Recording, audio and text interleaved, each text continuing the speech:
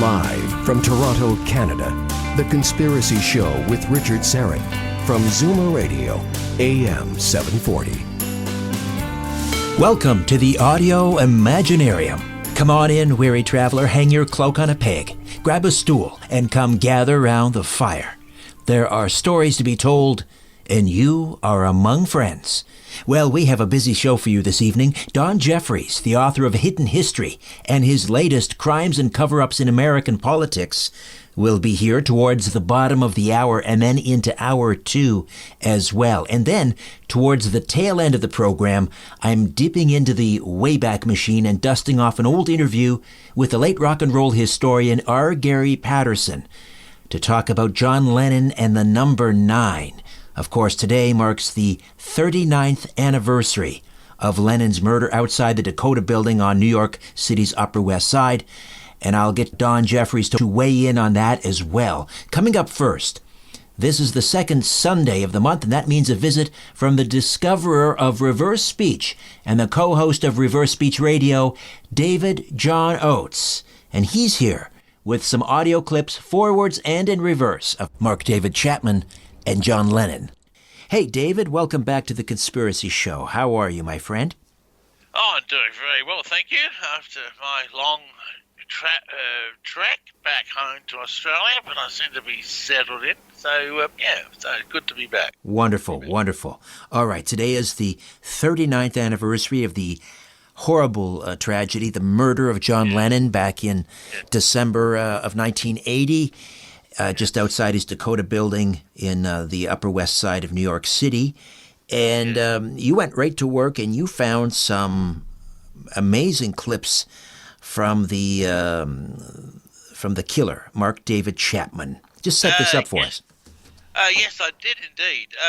I went back through my files and I actually got a few clips on Mark David Chapman and John Lennon. Some of the John Lennon ones are quite stunning, but we'll start off with Mark David Chapman. Of course, I remember the day very well when John Lennon was shot, same as I remember when Elvis Presley died, two of my great fans. So, okay, so let's have a look at Mark David Chapman. And this is an interview he did on Larry King. Now, I'm not too sure which one. He was actually on Larry King twice. So here's the first one here.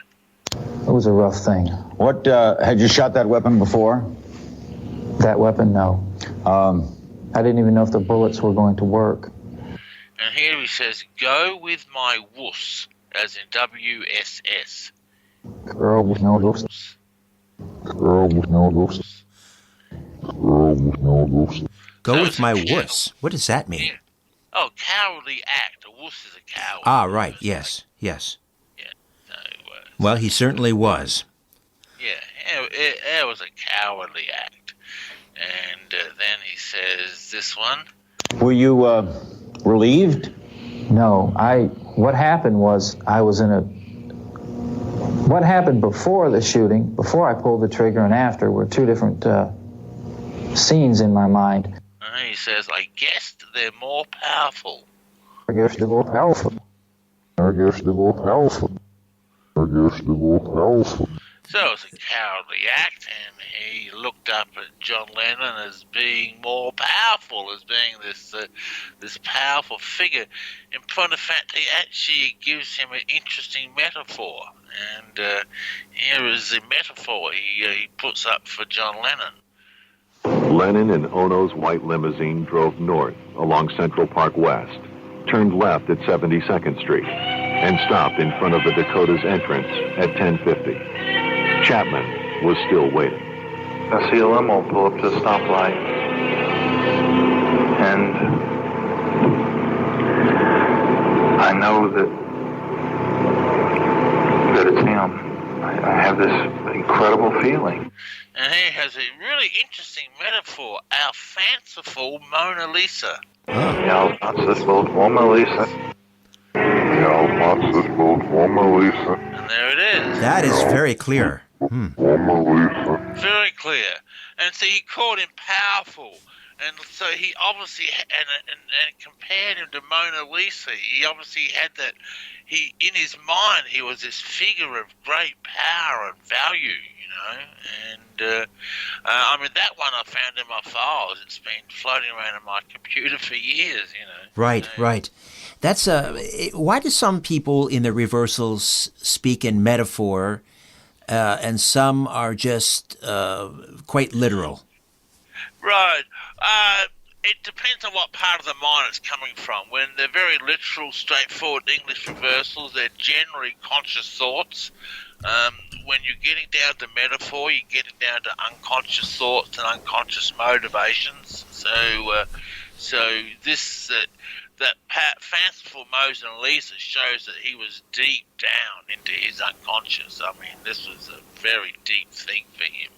Now, some people have suggested, and I think there's some evidence to suggest, that he was a mind-controlled patsy. In fact, British author Brenton Fessler, who wrote a book about the murder, and Fessler interviewed one of the homicide detectives on the case, and the homicide detective agreed with him that Chapman had all the appearances of someone who was under some kind of mind control. If someone was under mind control, I'm wondering, I know on Reverse Speech Radio, you have done reversals on MK Ultra victims. I'm just wondering, if someone were under mind control, would their reversals indicate guilt, or what would happen? You would see it in their reversals. I wasn't looking for it, but there's one here that may actually indicate it. Let me just play this one. I'm skipping over 2 or 3 here. I think you brought that up. I don't know. Let's just play it. Because without that, I probably wouldn't be alive today, because I was very suicidal, and I certainly wouldn't be in a well state of mind, not without him. Did you have, prior to the conversion to the Lord, remorse? It says, their soul in it enabled. Yes, I went in and eaten. Yes, I went in and eaten. Yes, I went in and eaten. So whose soul in it? Enabled. What does that mean? Their soul. Did he say their soul in it? Exactly correct. Their soul in it. And I never had no idea what that meant until you brought that up. But, interesting. Right. Their soul in it enabled. Interesting. Interesting. All right, let's look at a couple more on Mark David Chapman, then Yes. get to Lennon, because I got a couple of real clangers on Lennon. All right, so here we have him again. I pray, and I walk with him. He forgives me. He doesn't condone what I did, and that's a very important thing. He didn't like what I did 12 years ago. He didn't like all the pain I caused everybody, and especially John's widow.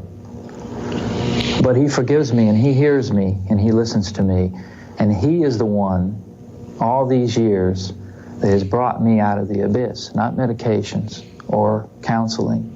I basically had to counsel myself. Okay, so he's talking about obviously a Christian conversion, but he says backwards, say, be lying. Say be that I am. Say be that I am. Say be lying. Is he saying that he's lying? Yeah, he's saying that he's lying. It's a joke. He's just, and point of fact, and then the very next reversal, he says this. Well, in a way, it's got to be a crutch, because we all need a crutch. Life is not easy, and life for me isn't easy. And therefore, I think the Lord has a tender spot in his heart for prisoners. He said so. He says the farce in it. We're frosting it. We're frosting it. So his Christian conversion is a farce, and he's lying. It's Oh dear. Yeah, he's trying to convince the parole board, I guess, that he's redeemed himself. I mean, he does. I must say, he sounds sincere, but that's what's that old line about? What does he have that I don't? Sincerity. Oh, I can fake that. Yeah, I know. Yeah, well, it might sound sincere, but the reversals are really quite opposite of sincerity. So, Right. all right, I'm going to go straight to the two clangers on John Lennon, okay? And then we'll play some more on Lennon. But these two are just amazing. This is on Lennon's last interview, 12 hours before he was shot. So here we go. He'll start coming down with stuff, so I'm sort of obligated to keep up. But sometimes I can't because something will make me depressed. Okay, and here he says, Mark had madness. Mark has madness.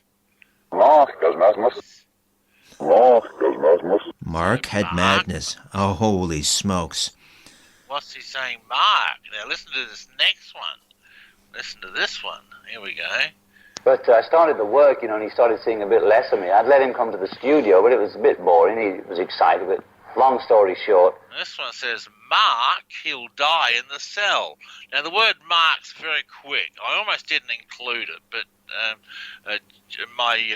my reversal checker, Jeff, my right-hand man, he agreed it was there too. So it's very quick, Mark, but he'll die in the cell. In the cell.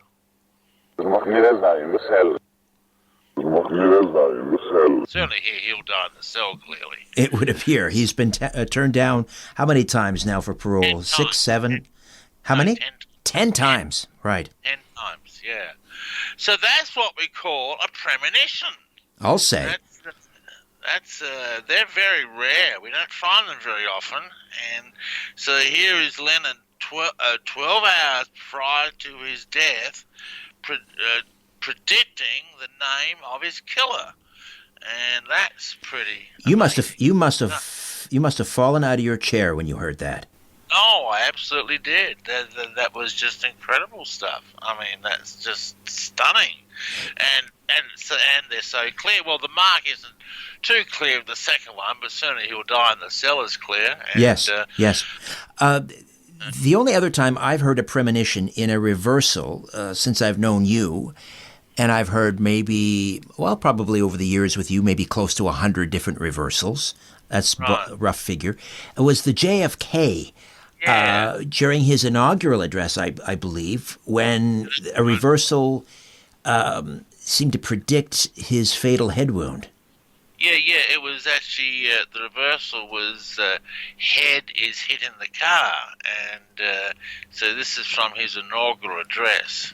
The slow undoing of those human rights to which this nation has always been committed, and to which we are committed today at home and around the world. And it says head is hit in the car. Head is hit in the car. Head is hit in the car. Head is hit in the car. So I've also got one on That's Princess chilling, Di. David. That's just chilling. Yeah, it is chilling. I've also got one on Princess Di predicting her death in a car accident. I'd have to hunt to find. I can't play it now. I'd have to hunt to find that one. But these reversals on Lennon predicting his own death.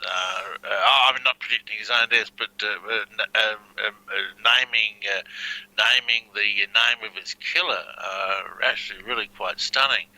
And then here's an earlier one on Lennon that I found in my archives. I have no idea when this interview is from, but let's just play it. They concentrate the ammunition there. We know where it comes from, and we get on with the job of selling or doing whatever we're doing. Yeah. And I believe that. You leave the door open, man, and that's where the door they'll come in, And he says, I feel the gunner.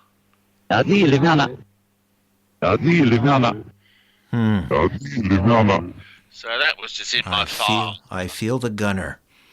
Yeah. Wow. What is that? Yes. What does that mean, that the subconscious mind can do this? Yeah. No, I was actually pondering that very question this morning. Look, first of all, let me say that these type of reversals are rare. They don't happen very often. But what they indicate is that we are tapped into a common collective unconscious that exists outside of time. and has knowledge of past and future events. It talks to the incredible power of the unconscious, which we've only just begun to tap.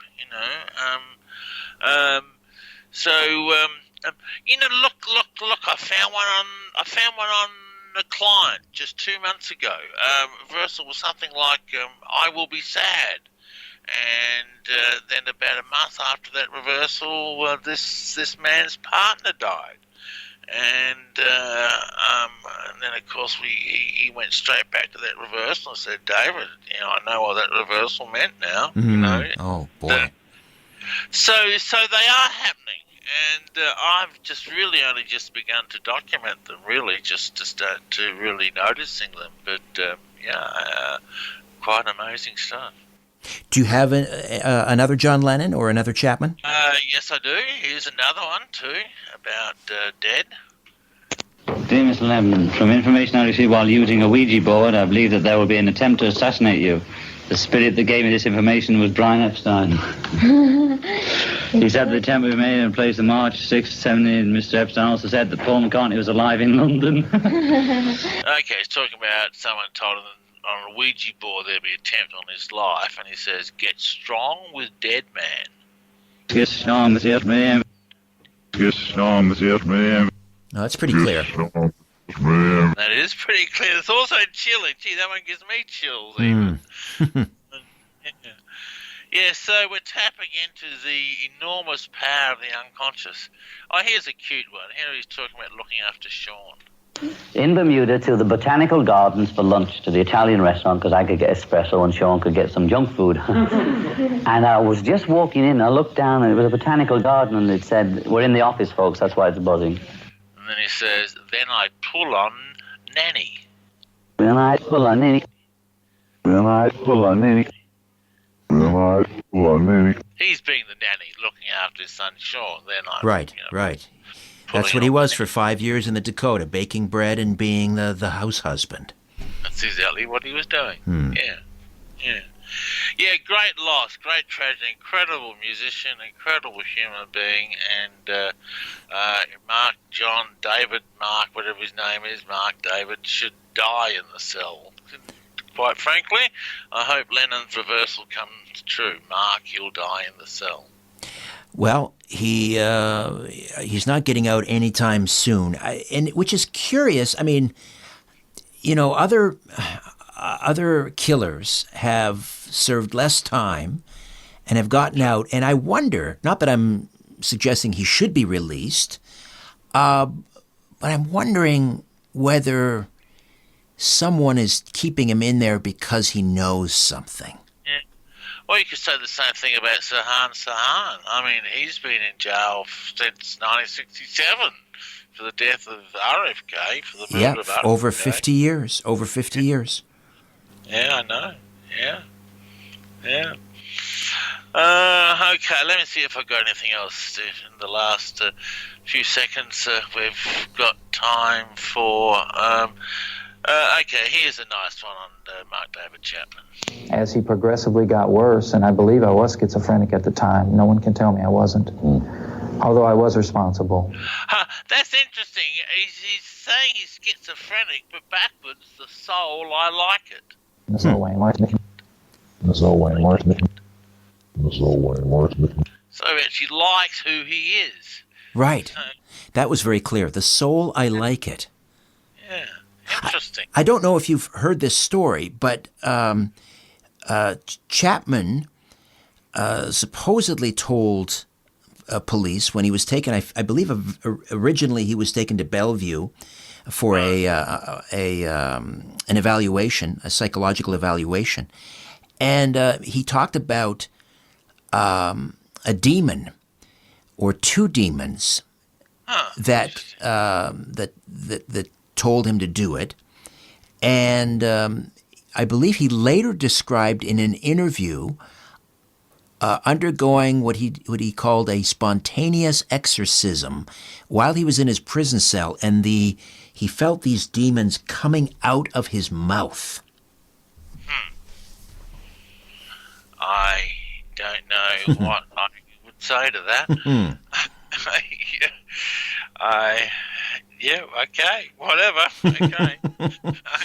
Pretty remarkable. We should tell people about Reverse Speech Radio, David. Yes, we can. Yes. A new episode comes out every week. Our fan base is growing. We're getting more and more emails about it. So it's a totally unique show. There's no show like it on the face of the planet, and we explore reverse speech. And there's a link to it on my website, reversespeech.com. And you probably know the actual address better than I do. Yes, people can. It's on the Libsyn platform, so people can go to reversespeechradio.libsyn.com. Reversespeechradio.libsyn, which is spelled LIBSYN. So that's reversespeechradio.libsyn.com. New episodes every Thursday. Just about every Thursday. I guess now that you're back in Australia and getting settled again, you'll resume producing new episodes. Absolutely will. Yep. We're already got some next shows already booked in to record. So there we go. Oh, and the last episode you did was Prince Andrew. People will want to check that out. Yes. If you haven't listened to the Prince Andrew episode, you have to go and listen to it. It's a bombshell episode. If Buckingham Palace ever listened to that one, although Prince Andrew is toast now anyway. I was going to say Prince Andrew will be toast, but he's been excommunicated basically from the royal family. Right. And that was during his BBC interview. All right. Well, thanks so much, David, and we will talk next week. Yes, we will indeed. Okay. All right. Thank you. Okay. When we come back, Don Jeffries, the author of Crimes and Cover-Ups in American Politics. Take a look around. What do you really see? This is where you can tell all about it. The Conspiracy Show with Richard Syrett on Zoomer Radio. Coming up next week on the program, Thomas Horn, the author of The Wormwood Prophecy, NASA, Trump, and a Cosmic Cover-Up of End Times Proportions. Don Jeffries has been researching the JFK assassination since the mid-1970s, when he was a teenage volunteer for Mark Lane's Citizens Committee of Inquiry. His first work of nonfiction, Hidden History, with the foreword written by Roger Stone, caused quite a sensation. His latest is Crimes and Cover-Ups in American Politics, 1776 to 1963. Don Jeffries, welcome back to The Conspiracy Show. How are you, my friend? Fine, Richard. How are you? I'm wonderful, thank you. This is kind of an ongoing series. We've been working our way through the book, both on this program and on my podcast. Because yesterday, December 7th, was the anniversary of Pearl Harbour. I wondered if we could start with that. You do an entire section in the book dedicated to post-war and pre-war America. But let's talk about December 7th, 1941, and this idea that it was a backdoor to war policy. Look the other way, let it happen, make it happen in order to get America into the war. Give me your general thoughts before we sort of break it down. Okay, well, I was very much indebted to the research of John Tolan in this, and John Tolan is a great example to everyone out there to what can happen to a revered establishment historian, as he was. He was a court historian in good standing. He'd won the Pulitzer Prize. They don't give Pulitzer Prizes to historians like me, and they wouldn't have given it to John Tolan if they knew what he was going to write. Then he wrote the book Infamy, in I believe 1982, and thoroughly documented, more than I can go into a book like this, where I covered it in some depth, but I just kind of gleaned the most interesting tidbits from his research and Robert Stennett's and others. But clearly, he demonstrated beyond any shadow of a doubt. We're talking about what FDR's associates said around him, Winston Churchill said. Clearly, FDR was desperate to get us into that war and would have done anything he possibly could. And at that time, the sentiment in America was running very much against being involved in another European war, because Americans still remembered all the lives needlessly lost in the Great War, as World War I was caused and called. And I've yet to hear anyone, any court historian anywhere, be able to explain why America or anyone was involved in World War I. They can't even attempt to come up with any kind of a logical explanation for that. It was a senseless slaughter of far too many in Europe, and as far as any Americans' lives lost were obviously pointless, and it would become triggering to the left, and they would start yelling Nazi, when in fact the America First Committee is run by people like John T. Flynn, who was a classical liberal in good standing, was full of people like Upton Sinclair and people on the left who were anti-war in those days, honest anti-war people, and they did not want to get involved in another European conflict in which America had no interest. So FDR knew he had quite a task ahead of him, so you had to come up with a false flag. And the sinking of Lusitania, which was a joke, and we've already been through that, where clearly Germany didn't sink that, but they used that as a false flag. They needed something more dramatic, and they came up with it, with something like this, where the dirty, sneaky, rotten Japs, and they used that, and it was very racist. Some of the portrayals of the Japanese, and they utilized that to great effect. And American opinion changed overnight. It was probably the most successful false flag in history. Well, was it a case, Don, of make it happen, or was it look the other way, let it happen, and be glad it happened?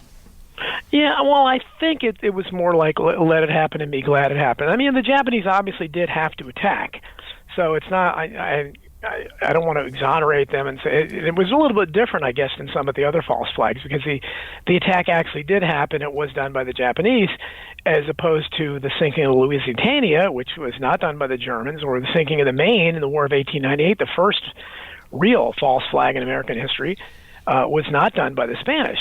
And even going forward to the Gulf of Tonkin resolution, the Gulf of Tonkin, which really didn't happen at all, and it was just kind of a fake incident. So this was a real incident, and you had dramatic footage and so forth, and it worked wonders.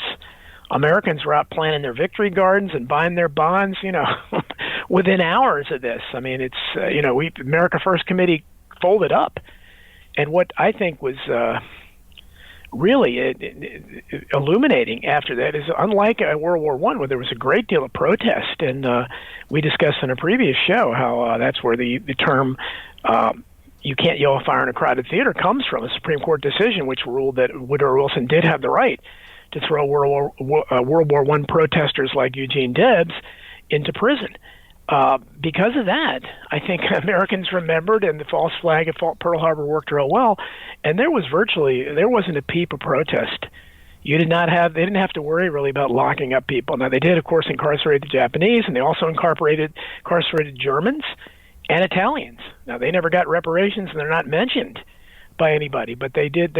We had concentration camps ourselves, so there was a lot not to be proud of in the home front as well as abroad during World War II for the good guys. But clearly, however you look at it, Pearl Harbor was incredibly, I think, the most successful false flag in history, because even though the evidence is very clear that FDR knew in advance and was looking desperately to try any excuse to get America into the European conflict, still, you have people, if you just raise the issue, the court historians go nuts. I mean, it's like, trying to argue that we never went to the moon. I mean, it's at that level.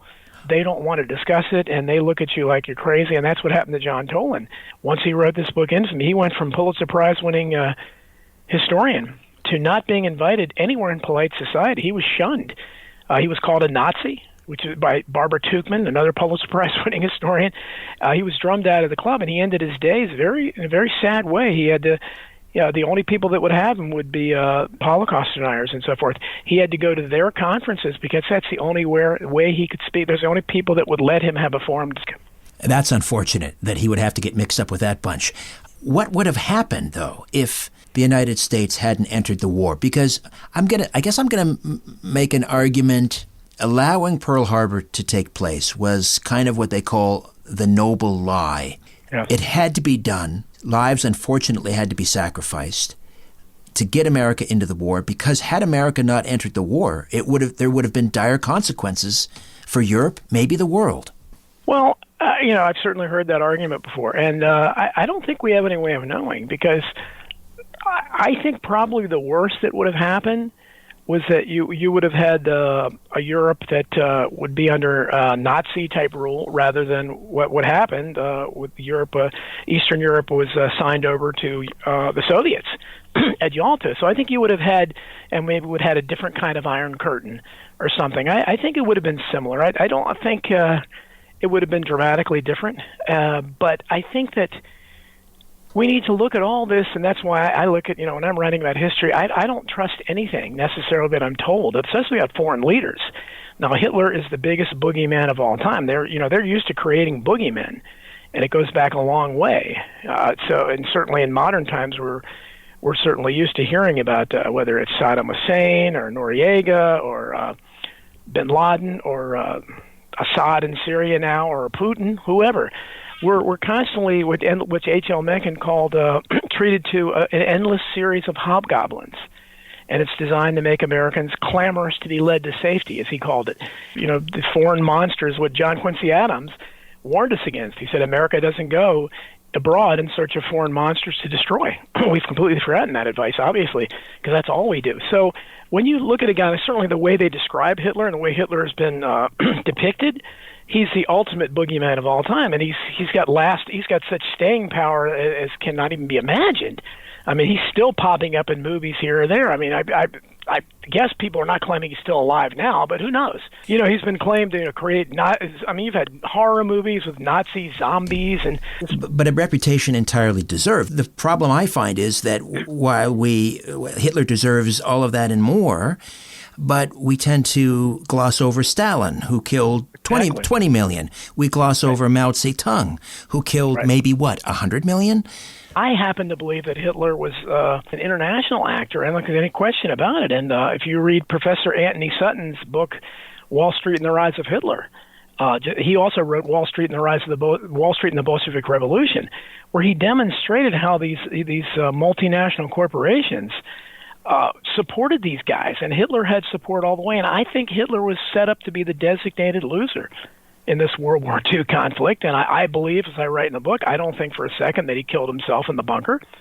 I think he went on to live, the evidence shows that he went to Argentina, as did some other Nazis, and he lived out to whatever he died decades later. I agree. I think, and the idea that the Nazis, the Third Reich, didn't surrender.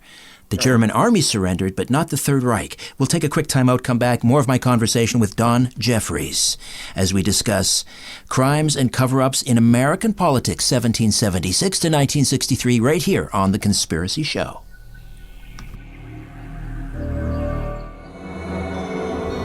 Just one final note on the World War II section of the book. You mentioned the suicide of Hitler.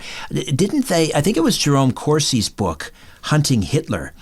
Other people have written about it, but I thought he really sort of nailed the case shut, that they performed DNA analysis on the remains that have supposedly been housed in a vault somewhere in the former Soviet Union, and they concluded that those bones, those remains, belonged to a female.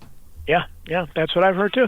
And again, I think in that case, you're trusting the dreaded KGB. I mean, that's where you're getting your information from for that. And that's the problem with and that's why, obviously I'm writing about international history in this book, but it's basically America's involvement in that. And that's why I concentrate so much on domestic issues, because I think when we talk of these things that are happening in other countries, we're getting it through the filter of our state-controlled media and our masters who lie to us about everything. That's what I'm saying. And unfortunately, when you discuss the World War II era, you wind up either with the court historians who have demonized Hitler to the point where he's this figure that cannot even be humanized.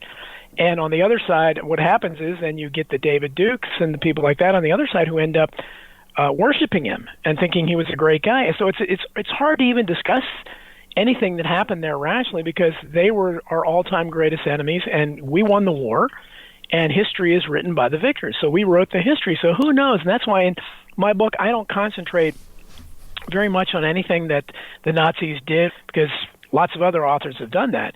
And I talk a lot about Allied war atrocities simply because those are easier to document, of what America and Britain did during the war. The bombing of Dresden, where they killed like 38,000 toddlers or something so unbelievable like that, had no military value whatsoever. And that, I think that, again, it's important to remember that these are the good guys. All the rapes I talk about, this is out there in the public record, that the good guys, the greatest generation, they went over and they did quite a bit of raping in both Germany and Japan. Now, the Soviets apparently were even more prone to that. But the point is that, these are the good guys, and war is, as Benjamin Franklin said, there's never been such a thing as a good war or a bad peace. And that's why when I analyze these wars, I'm looking at it that way. I don't think any of these wars are good. And World War II, so much bad came out of World War II. We're told, of course, that we defeated the ultimate monster in the Nazis, and instantly we suddenly had our Uncle Joe Stalin and the Soviets, who are our ally, against the Nazis. Suddenly they became the new monster. And it's very reminiscent of what Orwell wrote about in 1984. If you remember what he would do, history would change. So that one day we were always at war with Eurasia, Oceania was, and the next day, no, they'd always been our friends. And I was reminded of that when I first read 1984, of how similar that was to the end of World War II. How one day Uncle Joe Stalin and the Soviets were our buddies, and they were our friends, and they helped us defeat the dreaded Nazis. And the next day, they were the worst monsters in the world. So I think that it's important to analyze what happened there. And, of course, we can talk about the Nuremberg trial some, too. I'd like to, because I think that's... Well, we have to, because that feeds into so many things that happened in the 1960s with the space race and MK Ultra, and perhaps even the assassination of JFK. A lot of that thing, I think, leads back to Operation Paperclip, where some of these monsters, and they were monsters, escaped the hangman's noose at Nuremberg. Their records were basically sanitized, and they were exfiltrated into the United States into sort of two main groups. You had the intelligence group that helped to launch the CIA, Reinhard Gehlen, and then you had the rocket scientists, Werner von Braun. Von Braun, and I think that's what I tried to point out in the book, is how really you had someone like Rudolf Hess, who, if anything, out of all the Nazis, to me, he would have looked like the most reasonable one, because he flew this dramatic peace mission to try to have peace with the British. He was ostracized from Hitler, and did that, and they ended up immediately imprisoning him, and then he was imprisoned in decades as the only prisoner in Spandau prison. But on the other hand, Werner von Braun and Reinhard Gehlen, people like that, they came through. Not only were they not punished, but they were instantly welcomed into the most important positions in the government, talking about the CIA and NASA. So it's very curious how Operation Paperclip made instant top-level officials of some of these Nazis, and others had to be killed and hung. And I think it was the antithesis of justice, because up until that time, I don't believe any nation had ever thought to legally try in an alleged court of law the people they defeated in battle. These were show trials. They were, as I point out, they were sometimes presided over by these Soviet judges who had terrible records in terms of human rights abuses. And at the time, lots of Americans spoke out, including classical liberals, spoke out about what a terrible precedent this was. And one of those guys was John F. Kennedy. I didn't know that. All right, Don, you never cease to amaze. We'll take a quick time out. More of the Conspiracy Show awaits. My name is Richard Serrett. Don Jeffries stays with us, and he will stay with us into hour two as we continue to discuss his monumental work, Crimes and Cover-Ups in American Politics, 1776 to 1963. We were talking about Operation Paperclip. And that also, I think, helped fuel a lot of the craziness in the Cold War, because a lot of those Nazis that found their way into the military-industrial complex, into the OSS, which became the CIA, I'm wondering if they, because they were such rabid anti-communists, whether they, ginned up the threat posed by the Soviets, who, let's face it, were absolutely devastated after the Second World War.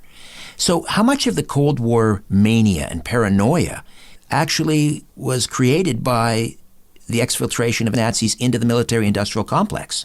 Well, I don't know that the ex-Nazis created it, but I think I describe it pretty clearly in the book how I think the Cold War was largely a phony war. And I think examples like Joe McCarthy prove that because in my opinion, what you had Harry Truman represented, once Roosevelt died, Harry Truman became president, and he kind of presided over this new, really much as the Nuremberg trials rewrote our standards of justice and set horrible precedents there. When Harry Truman came up with this new kind of contained warfare, where we were going to confront communism, the Soviets, indirectly, never directly, always indirectly in the field of battle. And that first was in Korea, which is artificially divided up between North Korea and South Korea.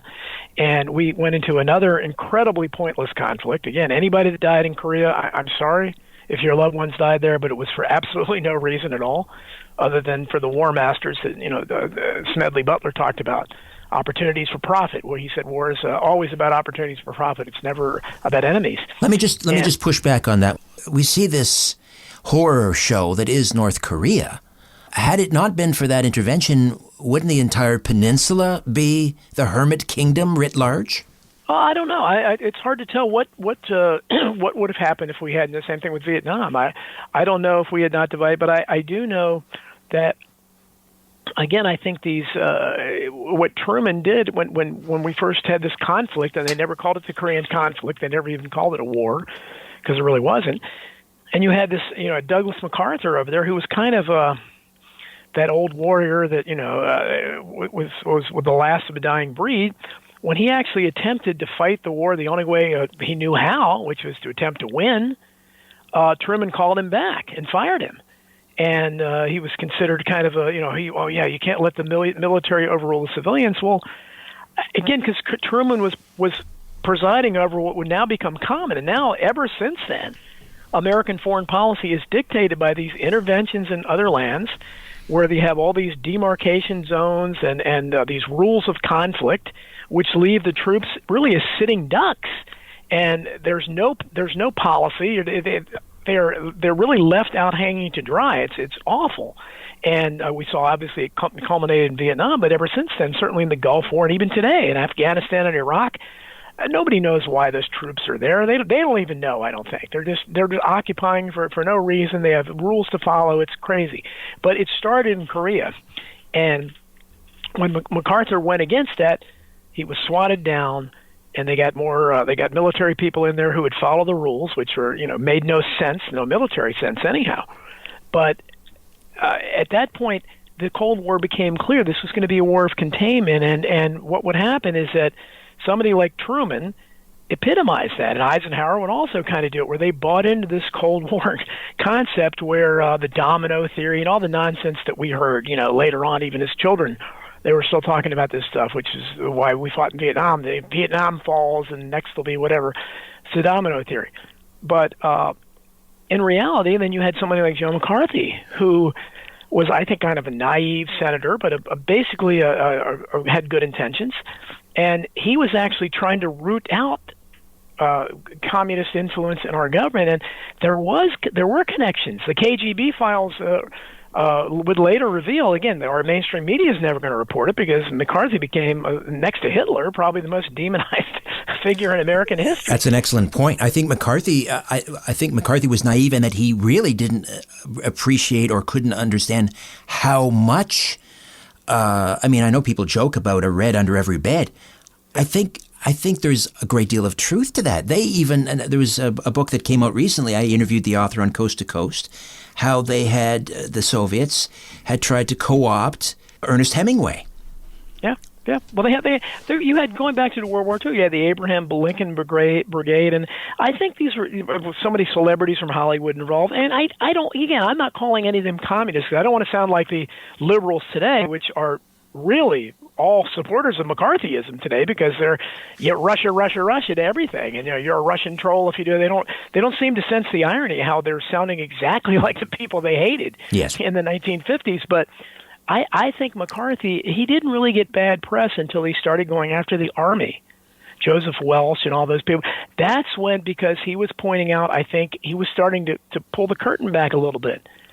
What's the man behind the curtain? Because he was demonstrating what a fraud this Cold War was, and that I don't believe that our officials were, they were Soviet agents. It's that there was this incestuous relationship going on, because it was a phony thing, a phony war. So you had all these people that were that had these connections. I mean, the Cold War, the KGB files later would reveal, and it was only published in the small little newspaper, The Spotlight, which became the American Free Press that I write for now. They were the only ones that had the courage to publicize that Gus Hall, who was the American Communist Party's president for decades, had been paid millions of dollars over the years by the Soviet Union. And if you had made those charges back then, oh my God, you're whatever they would call you. You're a Nazi or whatever they would say. So these relationships were there. And, of course, McCarthy's, as I go into the book, McCarthy's death certainly played, and I believe he was murdered. I don't think there's any doubt about it. He went to Bethesda Naval Hospital with a bad knee. He was 49 years old. And he died like a few days later, and nobody seems to know why or how. And, these kind of things, even then, the body count was starting to pile up. And a few years before that, James Forrestal, who I go over quite a bit in the book, too, was the first modern Secretary of Defense. What we used to call Secretary of War under Truman. He supposedly jumped out of a window at Bethesda Naval Hospital. Most people don't know that McCarthy was good friends with Forrestal. And Forrestal gave McCarthy one of the great lines, which I've quoted on several talk shows now, and everybody seems to like it. But he told McCarthy one time, he said, Joe, if there wasn't a big conspiracy, once in a while, they would make a mistake in our favor. Once in a while, the odds would be that the law of averages would be that this wouldn't always work the same way. And I think that's a great way to describe what's going on.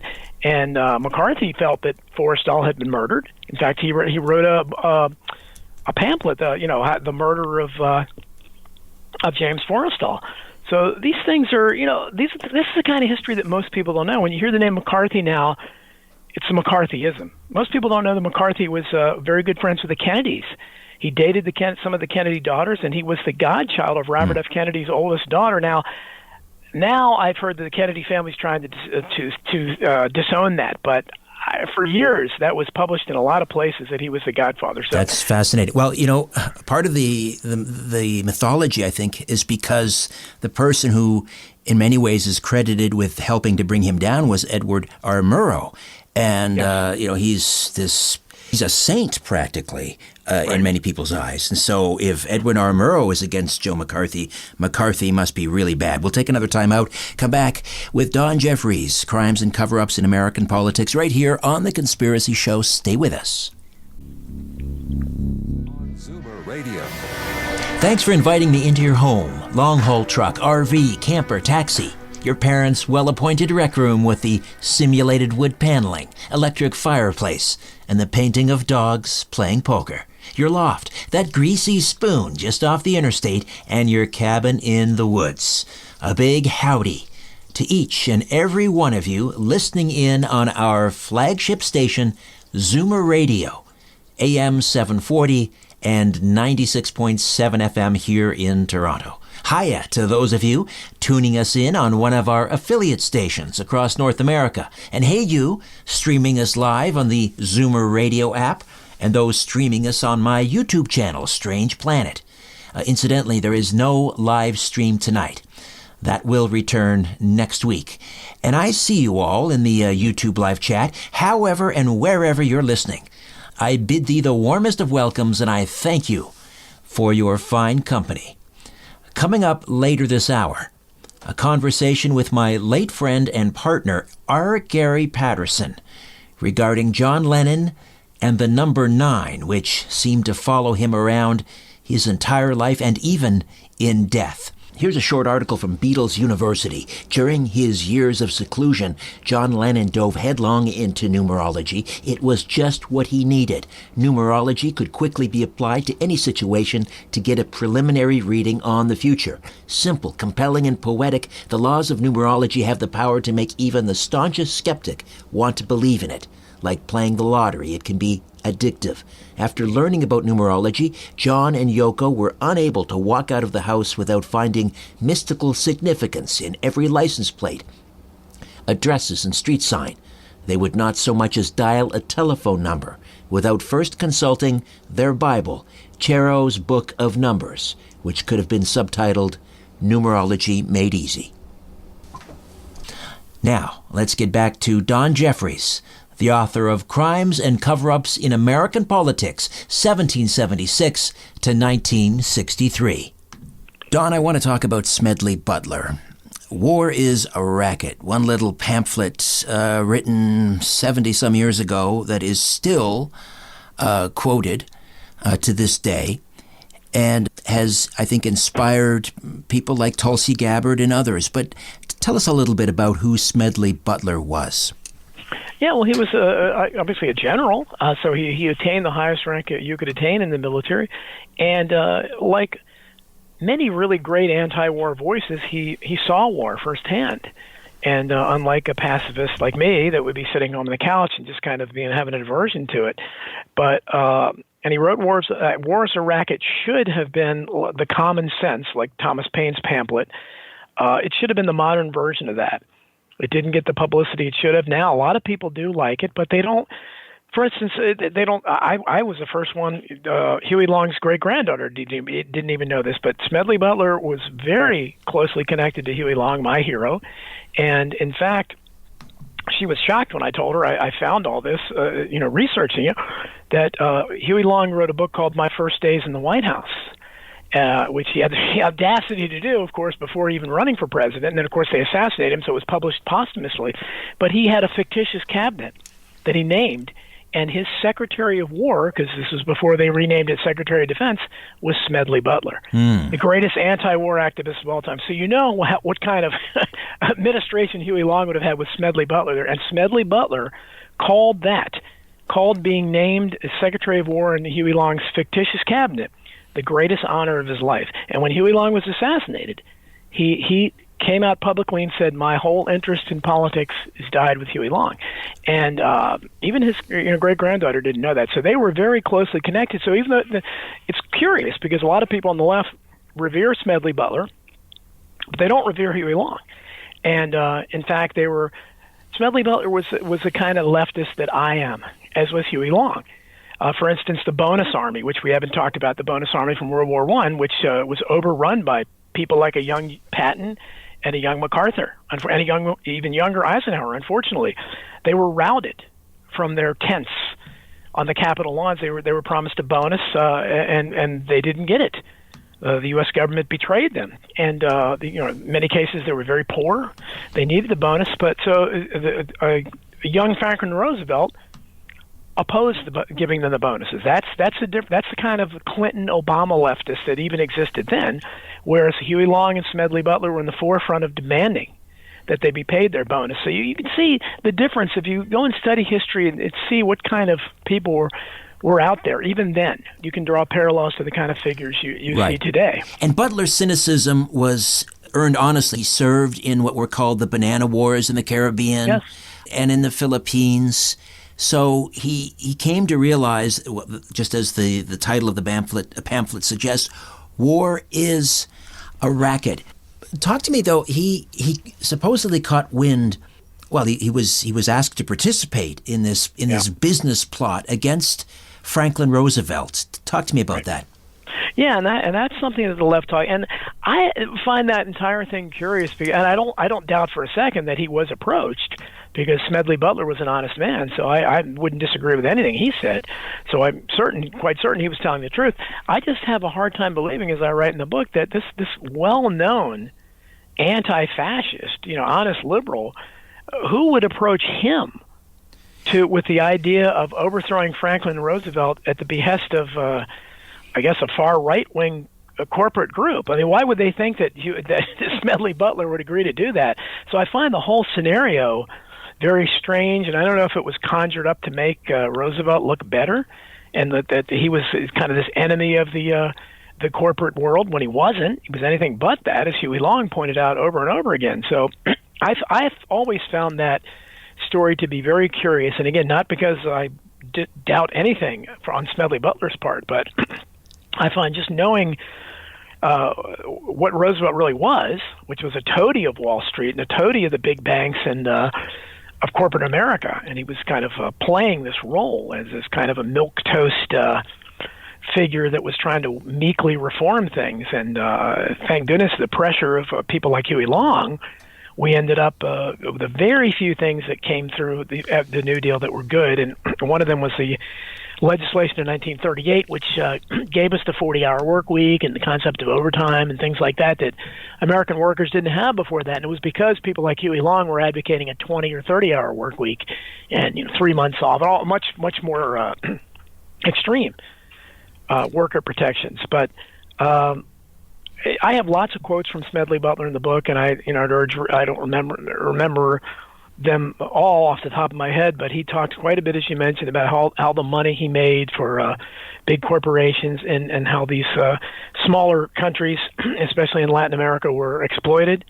And certainly they're still doing that today. So these are very, and of course later they would become kind of intertwined with was it United Fruit and companies like that were CIA affiliates that would Fletcher Prouty would later. He's kind of in many ways he echoed decades later what Smedley Butler was talking about, what his experiences were as far as the way the military and the intelligence agencies, along with corporate America, exploited these smaller nations. And Smedley Butler was if people had listened to him, and if the left had been more like Smedley Butler and less like FDR, we'd be a much better country today. Right. Old Gimlet Eye, they called him. Do you know where that came from, that strange nickname?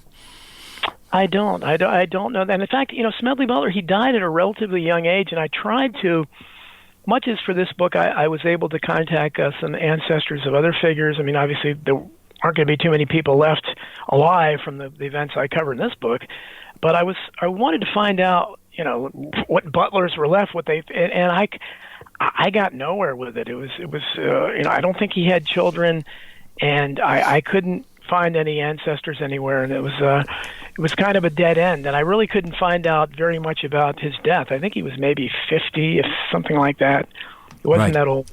Right. One of his more famous quotes, there are only two things worth fighting for. One is defense of the home and the Bill of Rights. And that's and most of what he wrote, I could just sit there and say right on, and that's pretty much what I would say. Those are the only two things I think I would fight for, and America hasn't fought. If you take out the attack on Pearl Harbor, which again I don't think that was a legitimate sneak attack, so I don't look at it like that we were attacked legitimately. Anyhow, I think the only time America has fought a war of self-defense was the War of 1812. When we were invaded by the British. Other than that, all our wars have been wars of aggression, where we've gone and decided to intervene or join a conflict overseas. And I think that's unfortunate. And it's certainly not what the founders intended. And if Smedley Butler, the founders would have loved Smedley Butler, because that's exactly what they would have said. Yeah, exactly. We fight war, of course. I mean, I'm not a pacifist. If somebody, actually attacks America, well, then of course I'll be out there fighting too. But unfortunately, for the Bill of Rights thing, I think that's largely been lost a long time ago, because most of our citizens don't appear to even believe in the Bill of Rights anymore. So they don't even seem to understand them. And look at what the interview the other day with the CEO of YouTube, which is very disturbing, where she's just not only, just basically bragging about, we've eliminated 70% of the controversial content because a lot of our people are starting to be persuaded by it. It's like, okay. Yes, yes. It's pretty odious out there, isn't it? Yes, it absolutely is. We're going to jump back and forth here a little bit, but there's an obvious connection I mentioned with Smedley Butler, and that is Democratic hopeful Tulsi Gabbard. sounds like, when she's on the campaign trail, like she's almost like she's reading right from Smedley Butler's pamphlet, don't you think? Yeah, well, she's been caught. I don't know if this was on purpose or what. Reading with a copy of JFK and the Unspeakable by James Douglas, which is obviously a pro-conspiracy book. So I mean, because she has, certainly there's a lot about her that's attractive. Beginning with, she's attractive, physically, very attractive candidate, well-spoken, and she's certainly sounding the right notes on foreign policy, and she's calling us to task for all these senseless wars, and she wants to, she's talking about the treatment of Assange and Snowden, and certainly that's exactly right. So she appeals to me, but she's a member of the CFR, and there's other kind of curious connections there. So, it's hard after Donald Trump. I don't know if I could ever be sold on a candidate again. I'm skeptical of everything, and we'll see what happens. But certainly the establishment seems to hate her in the same way that they have had such vitriol for Trump. So that speaks well of her. But I find it hard to believe, though. I know lots of people online that seem to support her, at least in my sphere. She seems to be the favorite candidate, and yet they continue to claim she's so far down in these polls behind Buttigieg, and I don't know anybody that supports him. So I don't. Again, I'm very dubious about the polls, and but I would say, yeah, if there is a candidate that was closest to Smedley Butler, I guess she would be considering all the other candidates are pro-war. Yes, the CFR connection I wasn't aware of. Yeah, that is interesting. All right, because we were talking about Smedley Butler, I had to draw that connection to Tulsi Gabbard, but I want to pop back to post-war America, and I want to talk about something you address in the book, and that is the cancer explosion in the United States. All right, is that really when it happened? Just after the Second World War? Well, I think it was really, it started, I guess, early on in the 20th century, but I published, I have in the book there, I think it was right around 1900, the leading causes of death in America, and cancer and heart disease, which are now by far the leading causes of death in America, were way down on the list. And I also talk about how there was a study recently by a major university where they studied mummies going back to antiquity, hundreds and hundreds of mummies, and they could find virtually no evidence of cancer anywhere. So I think the evidence is pretty obvious that cancer was created in some way. And I have a lot in there about the vaccines, and obviously that's relevant now because there's so much talk about the links between vaccines and autism. Well, when vaccines first became introduced, I guess halfway through the 19th century, I have lots of quotes from doctors at the time and scientists who were talking about, hey, this is dangerous, and later lots of quotes from doctors who talked about there was a direct correlation between the introduction of vaccines and the explosion of cancer. Certainly there's something there. It's something that we maybe in the food, the preservatives or whatever, but what about the birth of the nuclear age and all of these test blasts? Well, yeah. Well, you had that John Wayne movie, I guess, in the 50s, where every cast member pretty much got cancer within a short period of time. So yeah, there's no question about it. And if you also in the book in the same section, I talk about all of the hideous experimentation that went on all throughout the 20th century. Through our universities, much of it sponsored with government tax dollars and through foundations, and later with the intelligence agencies, especially the CIA and the military, where they did these kinds of hideous Frankenstein-like experiments, where they were, introducing really bad diseases into mental patients and prisoners, orphans, the most vulnerable people in our society. And it wasn't of course, we've all heard of the Tuskegee Airmen. Tuskegee syphilis experiment, which ran for 30-some years, or maybe 40, and would have probably continued had it not been exposed that they were deliberately infecting men with syphilis, and then they just wanted to see how this horrible disease would ravage the body, and they pretended like they were treating these people, but they weren't. It was just placebos. They wanted to see what syphilis would do. Yeah, and it was hardly an isolated. Most people would think it's an isolated incident. It's not.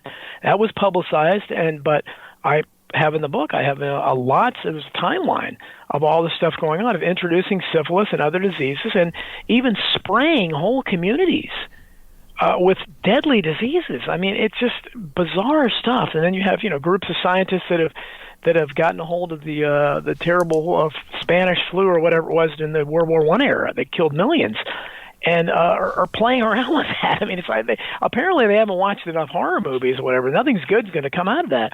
But if you look at that chapter and just see all the really the chicanery that our intelligence agency and military were up to, and I talk a lot about Dr. Gottlieb and Dr. Ewan Cameron, the experiments on mind control and brainwashing up here in Canada. Yeah, Allen Memorial Hospital.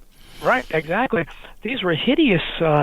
Again, so the Manchurian MK Ultra was, and obviously a huge project, and that was just a part of it. And people, I don't think enough Americans understand. And this was our tax dollars that were financing this. This was not, some kind of something we weren't. I mean, we financed it.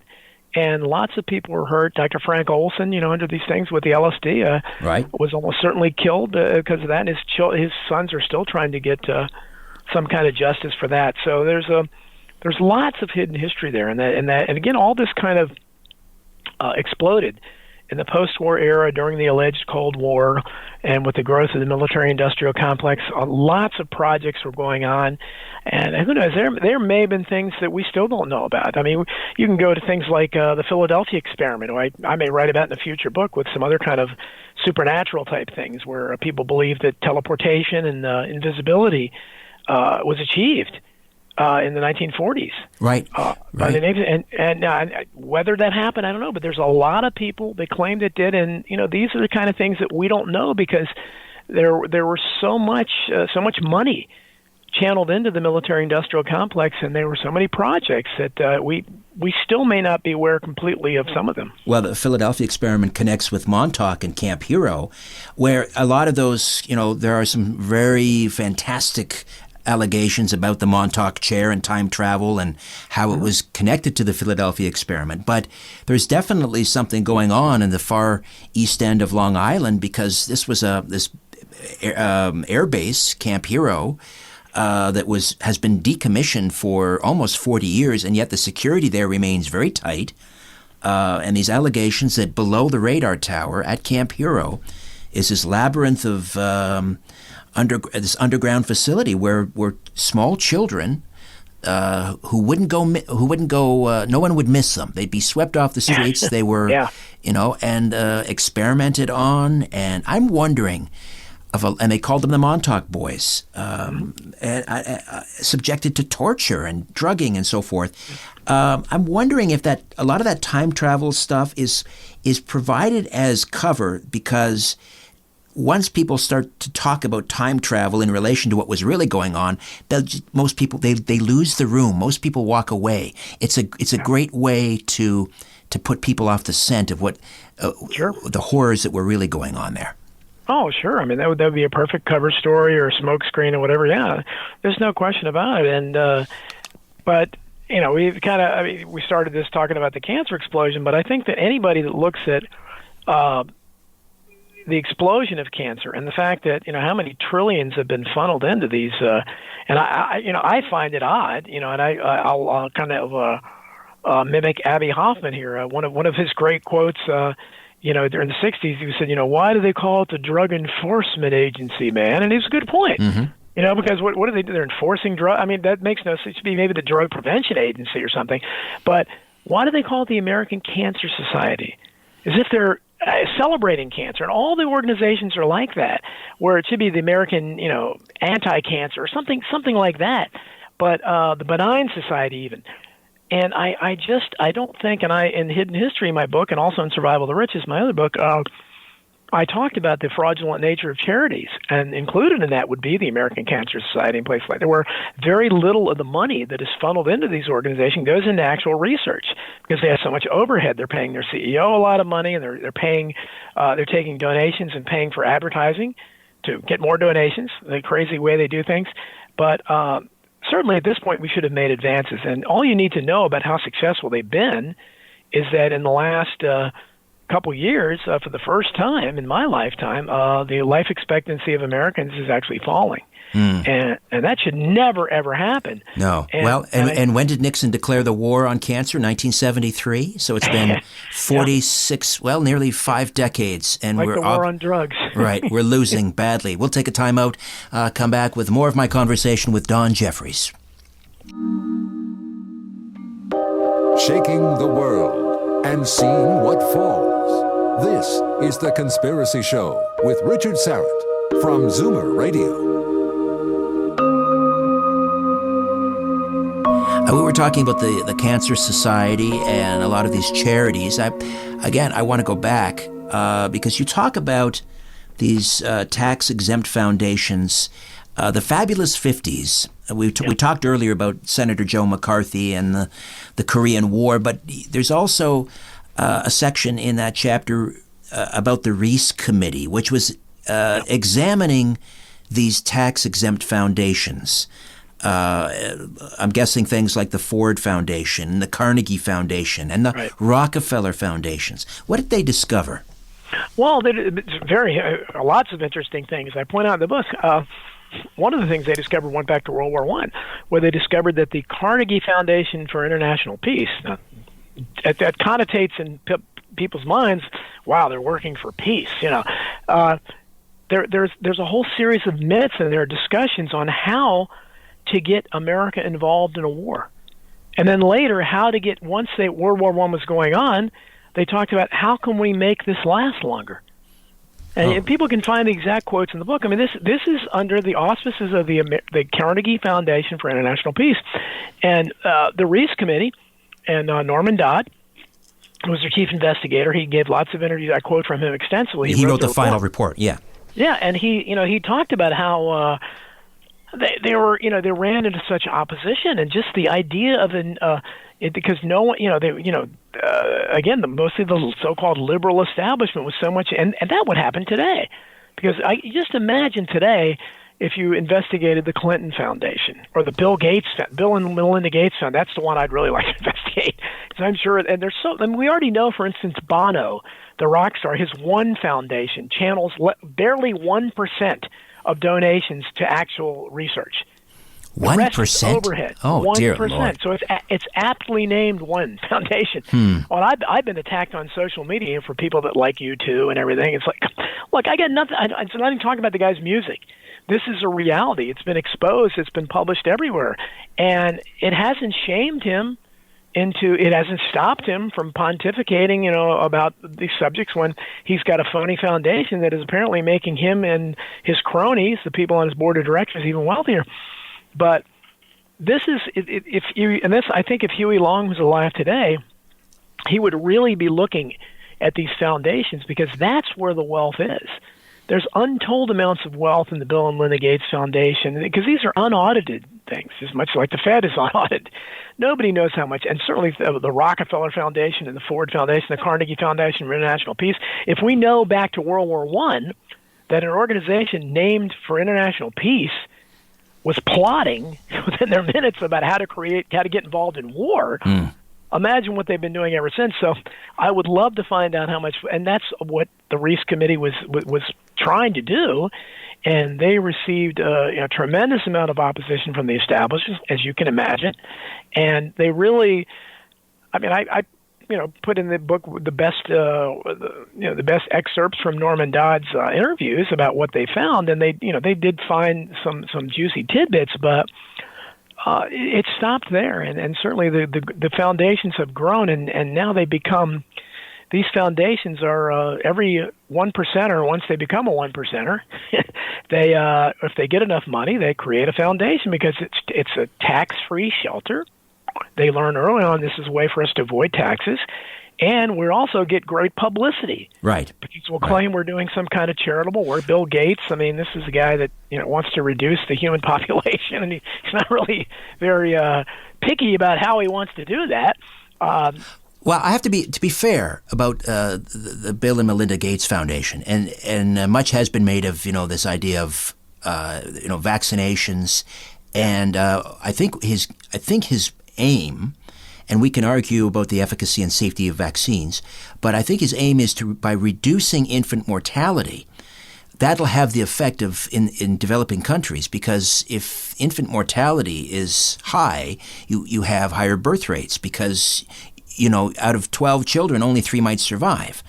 And so that's, I think, the end game with the Gates Foundation. They want to reduce infant mortality. That will bring the population down. However, when we're talking about the Rockefeller Foundation, I just had Paul Williams on the program, the author of Killing the Planet, and how a financial cartel doomed mankind. It's primarily about the Rockefellers and the Pilgrim Society.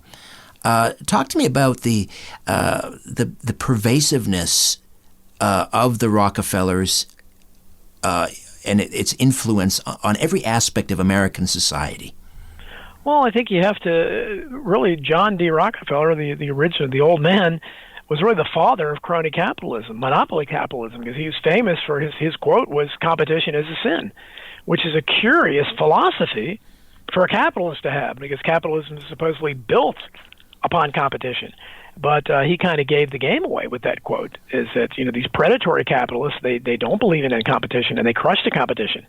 And certainly I write in the book about how Rockefeller, it was there's a conspiracy theory that says the reason why there was an early version of the electric car that was that Henry Ford had that was quashed was because Rockefeller had bought up all this oil, and they wanted to kind of steer Americans towards that. And then once Americans started to drive, all these gas stations started popping up everywhere instead of charging stations, because people were buying the gas cars. And by the time they basically got a monopoly on that, so they had a vested interest in seeing that the cars ran, because they obviously Standard Oil, and of course Huey Long. Again, going back to Huey Long, the Rockefellers are maybe his biggest, at least public enemy. He fought because through their Standard Oil, he was fighting Standard Oil, and he was naming them by constantly pointing out the Rockefellers and Standard Oil. So the Rockefellers have been front and center for a long time, and obviously even in the last, so I think Jay Rockefeller, I don't know if he's still in the Senate or not, if he ever retired. I'm not sure if he's still a senator or not. But Nelson Rockefeller obviously was the vice president after being governor of New York, and David Rockefeller just died not that long ago because he was 99. He was kind of the dean of the establishment. They're always front and center, and I'm not sure who the young Rockefellers are at this point, but they're one of America's ruling families. I believe the Kennedys, I think John F. Kennedy had a quote he told friends a long time ago. People think, he said, people think we're rich, and he kind of compared the Kennedys to the Rockefellers, and it's not, it's not even relevant. The Rockefellers are that much wealthier, and then, of course, you go beyond the Rockefellers into the Rothschilds, the shadowy figures who, unimaginable wealth. We really can't even calculate that. Right. And what about the Rockefellers' involvement in things like the Cancer Society? People talk about, how the Cancer Society is really the cancer industry, and that the Rockefellers own, according to Paul Williams' research, the Rockefellers, all of the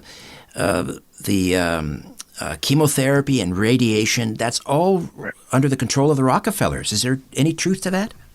Yeah, well, these people like the Rockefellers have huge, have lots, big investments in the medical industrial complex. Absolutely, the pharmaceutical industry, and treatments like chemo, and so they have a vested interest. I've always said, first of all, I believe that cancer can be cured. I believe they know what caused it because they pretty much created it, and they've known for a long time. But it's too profitable. Let's face it. If they came out with a magic pill tomorrow to cure all cancer, you take this and you're cancer free, what would happen to the medical industrial complex? There would be no more oncologists. All that right there. All the pharmaceutical companies that create the chemotherapy products, all that would be gone. And really the major chunk of the medical industrial complex is cancer and cancer related diseases.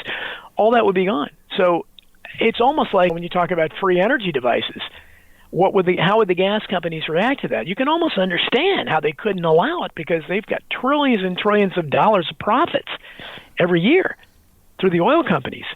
And if somebody came up with free energy, that would all be gone. We don't need your gas and oil anymore. So you can, I mean, I'm not sympathizing with them because I think they're, greedy and evil to be doing it, but you can understand how that works where they're not going to allow this to happen because none of these people are in it for the betterment of mankind. They're in it for personal profit. And they're in it, for their own lives being. And lots of them, I personally believe that a lot of these one percenters have secret technology. Look at Henry Kissinger. He's 96 years old, and he's obese. He's walking around, and I've said many times, if you go around and scour the earth, I would like to see any other example of a 96-year-old obese human being. I don't think they exist. Right. They're usually pretty frail at that point. Yeah, I mean, well, they wouldn't make it anywhere near 96 years old if they were obese, and Kissinger's doing just fine. And so that's, I mean, of course, I can't prove that, but I mean, it's an observation, and certainly seems strange to me. So it wouldn't surprise me if they had this kind of technology for themselves. But absolutely, the Rockefellers and many other very powerful forces have a huge vested interest in this medical industrial complex, and that's why their only solution is just to keep telling you to give to the American Cancer Society, give to the American Red Cross, give to these American Heart Association, whatever, all these huge charities, because whatever it is, I don't know if all the wealth is being siphoned off into their pockets, but clearly it isn't going to any kind of meaningful research because there aren't any significant improvements being made on these ailments. All right, Don, stay put. Back with more of The Conspiracy Show in a moment. Don't go away. Before I get back to my conversation with Don Jeffries, a quick note to remind you about my free monthly newsletter, Inner Sanctum. To subscribe, all you need to do is register at my website, strangeplanet.ca. All I need is your first and last name and your email address. Now, unfortunately, you just missed the December issue, but if you register right now, you'll get the January issue. It'll be delivered right into your inbox. And of course, once you've registered, you'll also be entered into the monthly draw for great Strange Planet gear. T-shirts, mugs, hoodies, socks, iPhone cases, and more. So why not register right now? Again, go to strangeplanet.ca. And don't forget about my podcast, Conspiracy Unlimited. New episodes drop every Monday, Wednesday, and Friday. And to listen and subscribe, just go to conspiracyunlimitedpodcast.com. conspiracyunlimitedpodcast.com.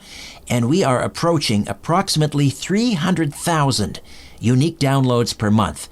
This podcast is really starting to take off. Okay, back to Don Jeffries. I know this is not part of the book because it ends in 1963, but today is the 39th anniversary of the murder of John Lennon. And I'm just wondering whether you believe the same forces, maybe even in some cases the same individuals who may have been behind JFK, RFK, MLK, Malcolm X, were also involved in the murder of John Lennon. Yeah, oh, absolutely. I don't believe the official narrative in John Lennon's death. I don't believe any official narratives, but certainly not that. And I'm almost finished a book on showbiz right now. It's kind of a different. I'll talk a lot about the John Lennon murder in that book. And suffice to say, his son Sean Lennon is a noted believer in conspiracy. There, one of the main investigating policemen is quoted on the record as saying, "You want to say it's a conspiracy?" Yeah. There are lots and lots of strange questions there, and certainly Lennon was a figure that we know the FBI had been bugging him and trailing him for a long time. They tried to extradite him out of the country. So there was certainly an organized effort on the part of the American government to try to silence him, to get him out of the country. So, yeah, I don't think it's any accident that at that time probably the loudest voice for peace in the music world was assassinated in that way. I always found it curious, and many others have, I'm sure, about the doorman that night at the Dakota, Jose Perdomo, who was a man of many aliases, and it turns out was recruited by the CIA, I think in Miami back in the early 60s, and he helped to assemble Operation 40, which was the CIA hit team that some people think also had a role in JFK's assassination. Yeah, isn't it amazing how these curious individuals show up? It's just to give you another example of something like that. In this book, I talk about how there was a guy named Zapata, I think it was Douglas Zapata, who was he confessed to, a lot of people think General Patton was murdered, George Patton. He confessed to murdering him at the behest of these powerful forces. Zapata went on to become one of Senator John McCain's chief advisors, and was a member of the 9/11 Commission. Now, if you can explain how does that happen? So we find these, the doorman at the Dakota if you scratch the surface, it's amazing the kind of people you find that are involved or associated with these events, and it's what makes me a so-called conspiracy theorist, because there's no other way to look at these things, because there's so many connections and questions that you have to turn off all critical thinking faculties to just say that they're all coincidences. Yeah, sure, some are, but there's far too many, and that's one of them, the Dakota thing, and that's just one of the intriguing things around Lennon's murder. But I don't believe for a second that. I have in my book on showbiz ever comes out, I have it detailed a lot more, and it's I don't believe in many official narratives, like I said. So, typically, whether it's John Lennon or Natalie Wood, John Belushi, any of those, I cover all of them, even Elvis Presley, things like that, in the book, where I think there's always more to the story, and especially if you actually look and research and see what the evidence is. Wait a minute, they're lying. I don't know why they're lying sometimes, but most of the time they're not telling you the truth about there's, especially in showbiz, Randy Quaid, is kind of considered a wacky guy. He talks about the star whackers. There's something to that. I believe there is. I believe so as well. I'm not sure if he's still up here in Canada. He sought refuge up here. I'm not sure. Maybe he moved back. He thought it was safe to go back. I'm not sure. Don, how do people get a copy of Crimes and Cover-Ups? Well, it's published by Skyhorse, and you can get their publisher. Go to Amazon, Barnes & Noble, Books A Million. It's in lots of places. If you Google it, you can get the best deal you can out there. Get your local library to, you don't have to buy it. Have to tell your library to add it to their collection. It's in lots of libraries, but if it isn't, ask them to do that. Don, always a pleasure. Thank you, my friend. Thank you, Richard. When we come back, we'll commemorate the anniversary of John Lennon's murder, December 8th, 1980, and I'm going to play part of an interview I did with R. Gary Patterson, my dear friend who died back in May of 2017, and we'll be talking about some of the strange coincidences or synchronicities surrounding Lennon's life and death, many of them involving the number 9. That's coming up next when The Conspiracy Show returns. My name is Richard Serrett. Don't go away.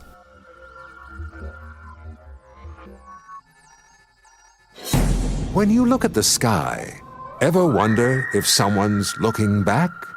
This is The Conspiracy Show with Richard Serrett from Zoomer Radio.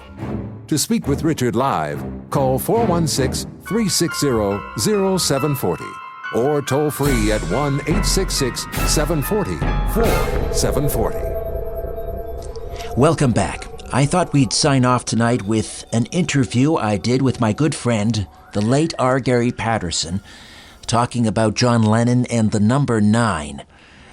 This first aired back in December of 2015. Here's how it sounded. R. Gary Patterson, a rock and roll investigator and the author of Take a Walk on the Dark Side, Rock and Roll Myths, Legends, and Curses. And I wanted to start the discussion talking about some of the, the coincidences and some of the strangeness surrounding Lennon's life and career and his death with that number 9, which seemed to follow Lennon around. He was born on the 9th of October. We have the number 9 recurring in many of his songs, Revolution 9, One After 909, Number 9 Dream. What other, where else can we find the number 9 with John Lennon? Well, as you said, he was born on October the 9th. He was born in a city, Liverpool, with 9 letters. You can go through even the numbers on the license plate of the policeman who was off duty that hit Lennon's mother and killed her. The numbers added up to 9. He was aware of that. He was also if you look at November 9th, 1961, that was when Brian Epstein discovered the Beatles. At the Cavern And Club. 9 years later, they'll break up. That's Right. 1970. Right. Also, he meets Yoko Ono on November 9th, 1966. So the Nine played a role there. Of course, they became, major Beatlemania in the United States when they played the Ed Sullivan Show on February 9th, 1964. There you go. When Lennon and Yoko arrived in the United States, they eventually stayed at the Dakota, but they came into the United States in 1971. You add 9 years to that, that's 1980. The year he died, his apartment at the Dakota was number 27. Of course, that makes 9. The Dakota is located on West 72nd Street, another 9. Right. And he was shot there, and that was on 72nd Street. He was rushed to Roosevelt Hospital that had 9 letters.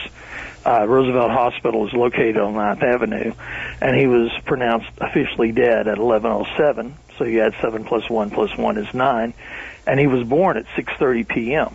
Oh. So 6 plus 3 is 9. So he was born on a 9, died on a 9. A lot of people say, well, he died on December 8th. Wouldn't it have been weird if he had died on December 9th? But you got to remember, he was a British citizen.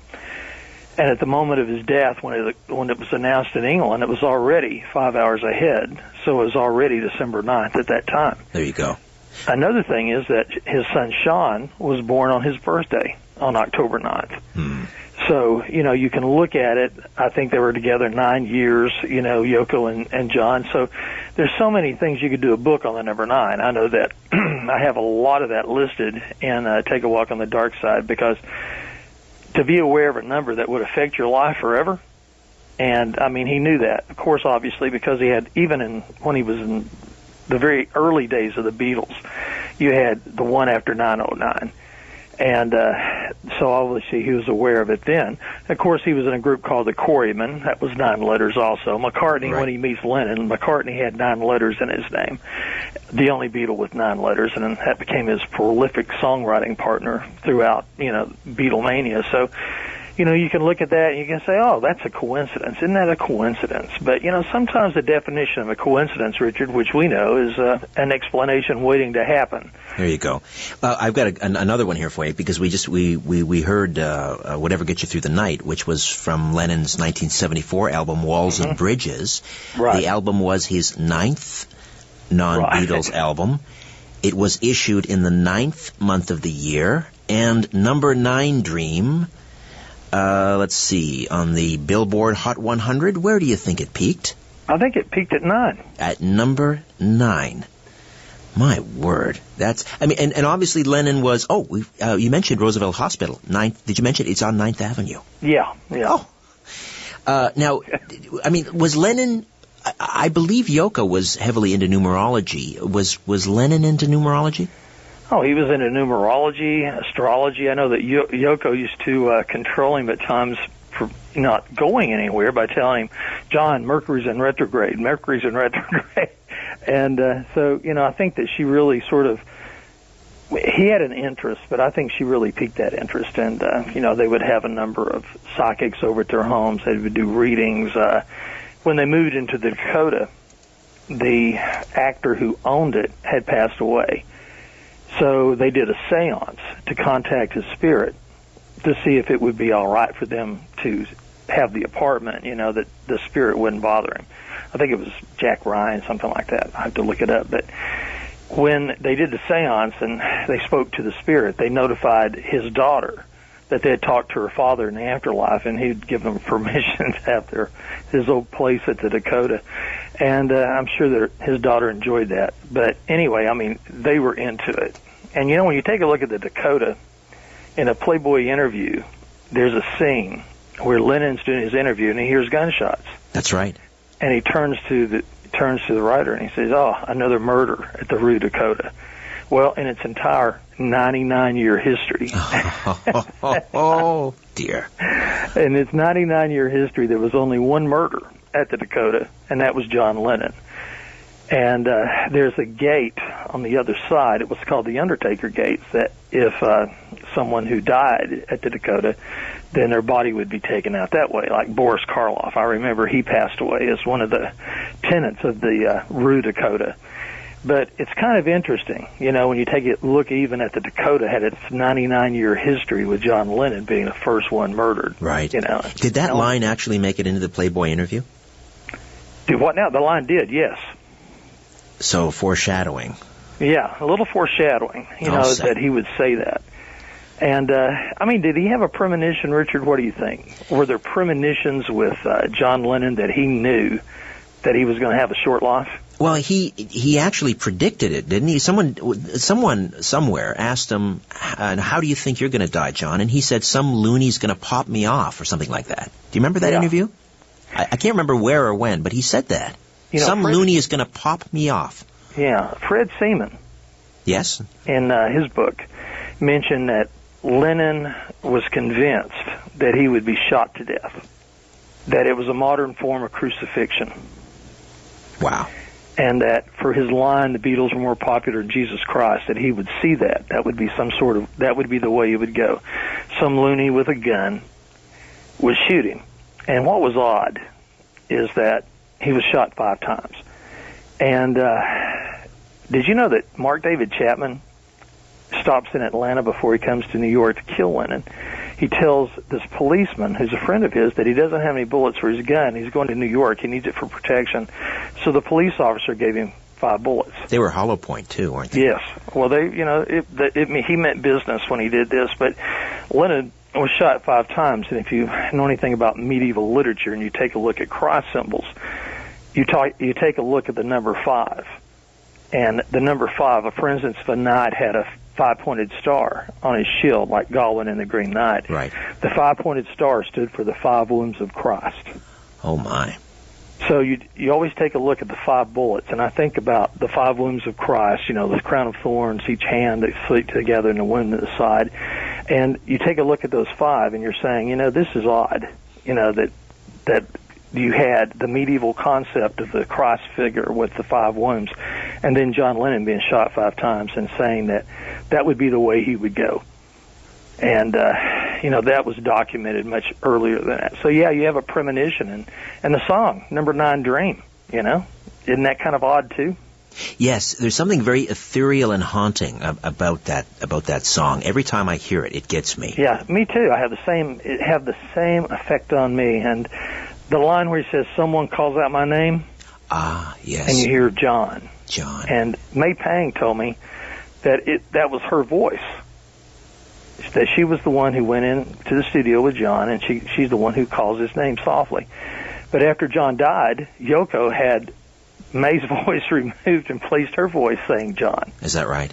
Yeah. And of course, someone calls my name, and we know Mark David Chapman called out to him, Mr. Lennon. He did, Lennon. Mr. Lennon.